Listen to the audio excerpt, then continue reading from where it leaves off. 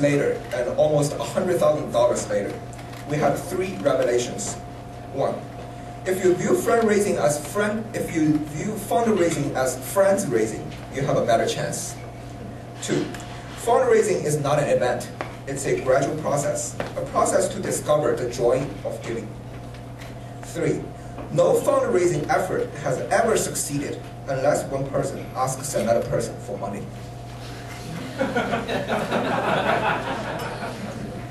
So who are our friends? What is the process like? And how do we pop that money question? First, we reach out to our fellow alumni and their families and friends.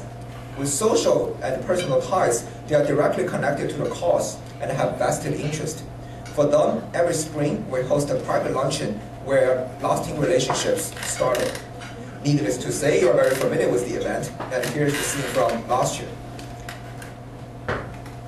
Second, we reach out to people who are otherwise unrelated to Fuzhong, but are ready to support a good cause if being provided with some interesting services.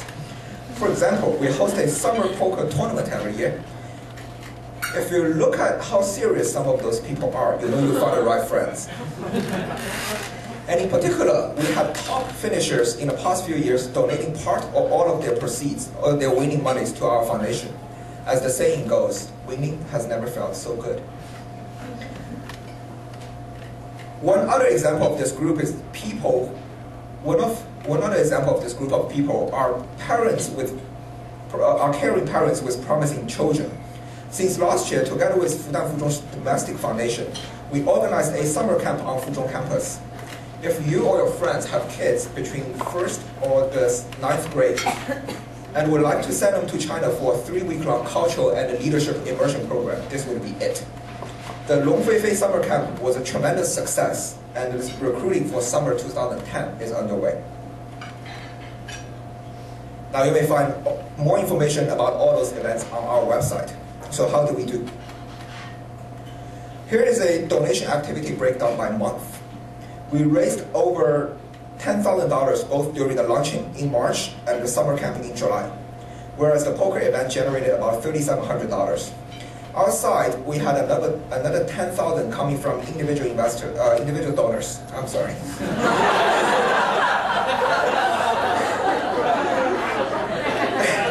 And in total, we raised close to $40,000 last year, compared to $25,000 the year before.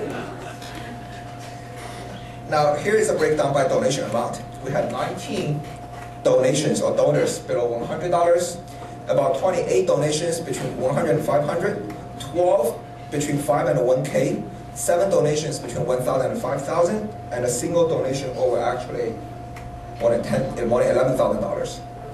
From the participation perspective, we love the sub $500 group because it allows the foundation to connect with more people.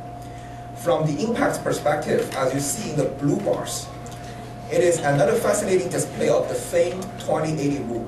The top 20% of donors, or 14 of them, accounts for about 78%, or $30,000 of all the funds we received. Now, as you know, fundraising in a country where most people cannot even pronounce the name of the foundation can be a little bit hard. And this economic environment doesn't make it easier.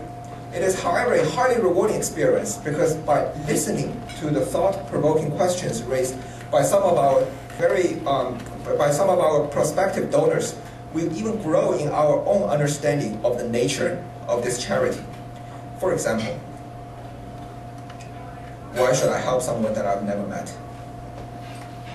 2, Fuzhong is so filthy rich. My donation would be a drop in bucket. Why bother?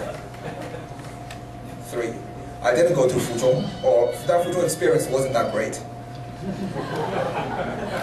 4, I'm a poor student right now. I will donate when I have money. To that, I want to share a short but true personal story. When I was in Fudan Primary School many years ago, we were told one day that the school received a first ever private donation at the amount of 200 yuan, which is about $25, anonymously. The head of school was so surprised and spent the next 2 months trying to locate the donor, and finally found him in a nearby factory. He was an assembly line worker. In the rural area he grew up, he never had much schooling, and the donation amounted to his entire first year's saving in this city. When asked to make a speech to the entire school, he refused. Instead, he stopped by one day and played some badminton with some 4th graders. Unfortunately, his factory went bankrupt soon, and no one ever saw him again. Today, I may not be able to name most of my primary school teachers, but I had no difficulty in recalling his name. His name is Wan Zhimi, and we call him Wan Shushu. The reason I know his name at all is because I was one of the 4th graders who played badminton that day, and I was 10 the last time I saw him. I cannot say the fact that I volunteered for this foundation today had nothing to do with Wan Shushu. He probably made a first strong impression on me that one can do so much with so little to someone that is completely strange. So to answer those questions, I would say, why help someone you've never met? Because you can change that person's life in a positive way. Should the donation size concern you? No, your impact is way beyond the dollar amount. And if you didn't attend or didn't enjoy school, consider giving somebody else a chance to find out. And finally, should you postpone a donation? Please don't. Giving is a habit. It is the thought, and in this case, action, that counts. And then finally, if you are convinced that making a donation can be the best decision in your life, there is still one last burning question. Why donate through this foundation? And for that, I give you Jennifer Ni. Thanks.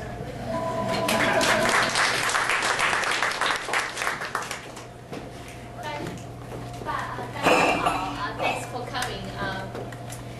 We have 2 types of funds. One is needs-based scholarship, and one is merit-based scholarship. Needs-based scholarship was instituted 4 years ago. Do we have slides? Okay. Was 4 years ago, and since then we have 27 scholarships have been given to 15 students. And about 15 students, some of the 15 students actually have received the scholarship for 3 years in a row this year, because the scholarship was instituted 3 years ago. And these students' family are categorized as low-income family by local standard. By that, I mean their family income is about 15,000 yuan per year. Let's think about it. 15,000 yuan is equal to about $2,000 to $3,000. It's probably equal to one of your vacation trip, right? And this money covers them about a family of 3 from food to living for the entire year. So not to mention about 8,000 yuan has to go to their tuition. So that's why these kids are so good. In the questionnaire, we asked these kids, what do you want the money go to? They said 5,000 tuition, 2,000 living on board. Nothing about clothing, nothing about entertainment gadgets. Because these kids don't want to give the burden to their families, because they know the tuition goes a lot to their entire family income. That's why we set up the needs-based scholarship. So these incomes, so for this so for every student we have about 5,000 renminbi per person per year. It's still not entirely cover their expenses for the entire year, but it covers probably the majority of it. And they are highly appreciative of this. And we cover living, tuition, living, and the board. So it's not on this page, but let me just talk to you about how the program progress in the past 3 years. In the first year, we just set up mechanics in this program. We gave the name to this program, Give a Hand, it's a very appropriate name. We set up the questionnaire, the mechanics, how we collaborated with Fuzhong, how the money was distributed in the end, how the ceremony was held, because you want to actually put a face on the piece of application that you want to know these kids, how these kids look like, and the money goes to.